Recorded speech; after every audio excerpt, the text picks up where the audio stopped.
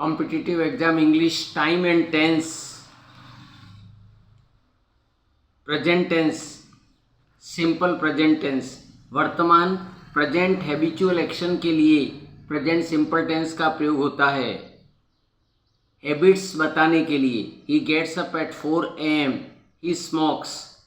Universal truth के लिए present simple tense का प्रयोग होता है, जैसे the sun rises in the east, sun sets in the west, the earth moves round the sun. निश्चित प्लान के लिए प्रेजेंट सिंपल टेंस का प्रयोग होता है।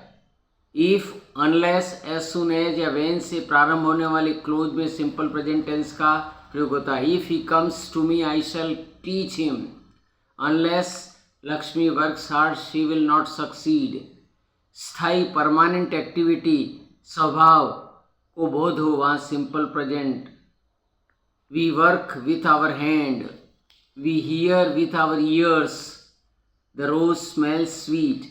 ऐसे वाक्य जिसने ऐतिहासिक वर्तमान का बोध हो, भले ही वो पास्ट टेंस का भाव व्यक्त करता हो, लेकिन प्रेजेंट टेंस, जैसे now Akbar takes over the throne, now the battle of Khanwa begins.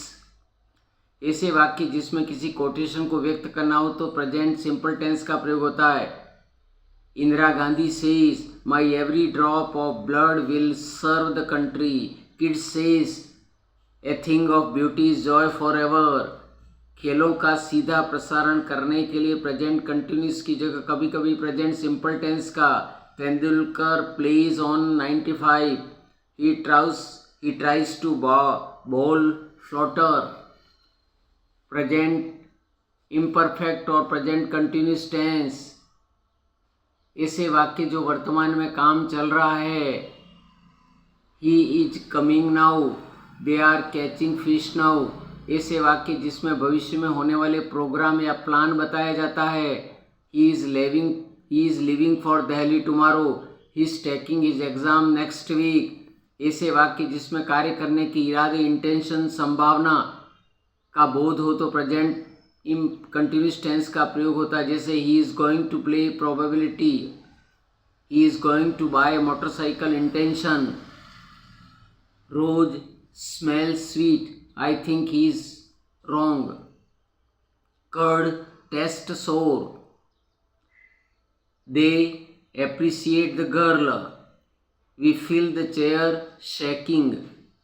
परंतु अगर इनका अर्थ बदल जाए तो प्रेजेंट इम्परफेक्ट टेंस का प्रयोग होता है, जैसे I am thinking, considering the idea, launching a new business, the price is appreciating, increasing. तीसरा टेंस है प्रेजेंट परफेक्ट टेंस। टेंस की क्रिया किसी कार्य के भूतकाल में पूर्ण होने वाले उसका संबंध वर्तमान इससे जुड़ा होना व्यक्त करता है, जैसे Mohan and Sohan have seen the effort, he has finished his work.